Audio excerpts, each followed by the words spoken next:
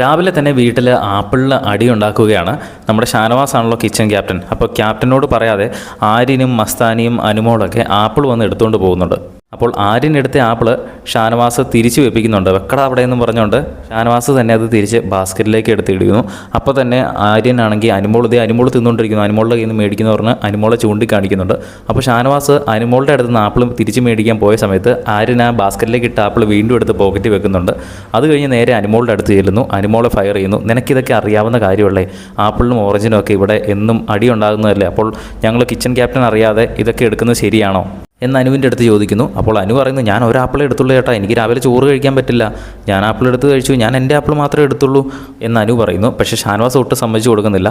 കാരണം ഇത് ആരൊക്കെയാണ് വന്ന് എടുത്തതെന്ന് അറിയത്തില്ല. അപ്പോൾ ഞങ്ങളോട് പറഞ്ഞിട്ട് വേണ്ട എടുക്കാൻ എന്നാണ് ഷാനവാസ് ചോദിക്കുന്നത്. ഷാനവാസ് പറയുന്നതിലൊരു കാര്യമുണ്ട്, ഓറഞ്ചും ആപ്പിളും ഒക്കെ അവിടെ പലരും ഓരോരുത്തർ വന്ന് എടുത്തുകൊണ്ട് പോയി കഴിഞ്ഞാൽ പിന്നെ ആരൊക്കെയാണ് എടുത്തതെന്ന് കണ്ടുപിടിക്കാൻ പറ്റത്തൊന്നുമില്ല. അത് അവസാനം കിച്ചൺ ക്യാപ്റ്റൻ്റെ തലേ വരും. പക്ഷേ എല്ലാവരും തന്നെ പറയാതെയൊക്കെ എടുത്തുകൊണ്ട് പോയിരിക്കുകയാണ്. എന്തായാലും രാവിലെ തന്നെ വീട്ടിൽ ആപ്പിളിൻ്റെ പേരിൽ അടി നടക്കുകയാണ് ലൈവിൽ.